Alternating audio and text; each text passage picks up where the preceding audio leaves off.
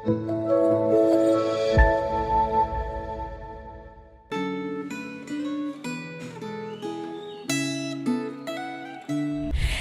saudara yang dikasihi Tuhan, kembali lagi bersama saya dalam Refleksi Gema 7 Oktober. Hari ini kita akan merenungkan dari Mazmur 37. Mari kita bersama-sama bersatu dalam doa. Kami datang kembali ya Tuhan. Kami rindu untuk mendengarkan Kau berbicara kepada setiap kami melalui firman Tuhan.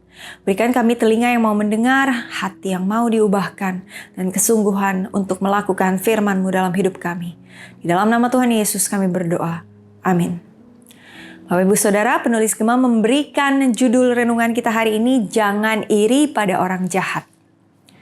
Ya saudara, pernah nggak saudara merasa kesal ketika saudara sudah mati-matian belajar untuk ujian, mengerjakan soal ujian dengan jujur, dan ternyata hasilnya nilai saudara lebih rendah daripada teman-teman yang menyontek atau mendapatkan bocoran soal. Pasti kita merasa kesal. Mengapa orang jahat kebanyakan hidupnya bahagia, sedangkan orang yang baik itu kebanyakan hidupnya susah, sengsara, disakiti hatinya, disakiti berulang-ulang? Kemana Tuhan? Mengapa Tuhan diam saja? Ini adalah pertanyaan yang ditanyakan oleh seseorang dalam sebuah forum online. Pertanyaan yang mungkin juga sering ditanyakan oleh banyak orang, bahkan mungkin kita sendiri. Kita melihat bahwa dunia ini memang tidak adil. Dan seringkali hal ini membuat kita iri melihat keberhasilan, kesuksesan orang-orang yang seperti demikian. Dalam Mazmur 37 ini, pemazmur menantang orang percaya untuk tidak marah dan dengki terhadap orang yang berbuat jahat atau curang. Sebab dikatakan dalam firman Tuhan, keberhasilan mereka sementara. Artinya, kejahatan dan kecurangan mungkin saja membawa kesuksesan, tetapi semuanya sementara, cepat atau lambat, kecurangan tersebut akan terungkap. Nah, tak hanya memberikan nasihat, pemazmur juga memberi cara bagaimana agar kita dapat tetap tenang dan tidak panas hati ketika kita melihat keberhasilan orang-orang yang tidak taat pada Allah. Mari kita lihat satu persatu. Kunci yang pertama, yakinlah bahwa Allah kita adalah Allah yang dapat dipercaya.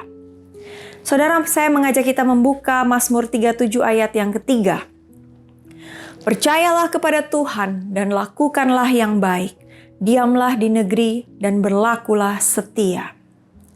Bapak Ibu Saudara, hanya ketika kita sungguh-sungguh percaya kepada Tuhan, maka kita tidak akan merasa iri terhadap orang-orang yang menikmati hidup yang sukses, padahal mereka melakukan hal yang tidak benar.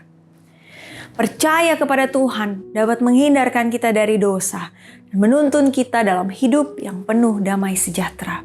Karena itu tetaplah percaya kepada Allah.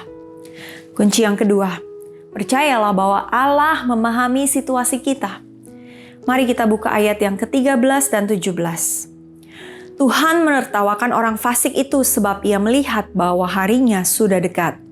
Ayat 17, sebab lengan orang-orang fasik dipatahkan, tetapi Tuhan menopang orang-orang benar. Bapak Ibu Saudara, tak selamanya mentari bersinar. Begitu juga dengan orang-orang yang memilih untuk hidup tidak taat kepada Tuhan. Jikalau saat ini saudara sedang menderita, mari bersabar dan tetap kuat. Percayalah bahwa Tuhan mengerti keadaan kita.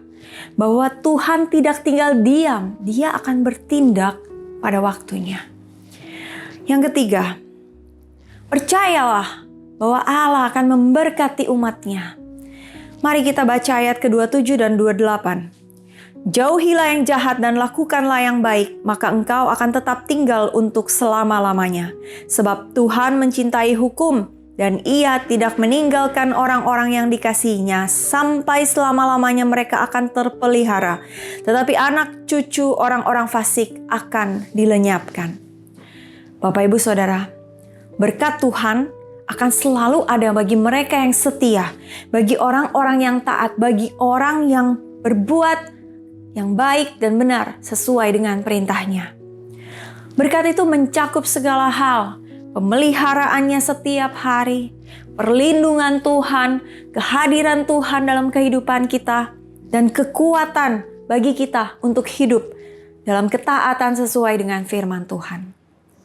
Yang terakhir saudara, percayalah bahwa Allah akan menghakimi orang-orang jahat. Kita baca bersama ayat 38.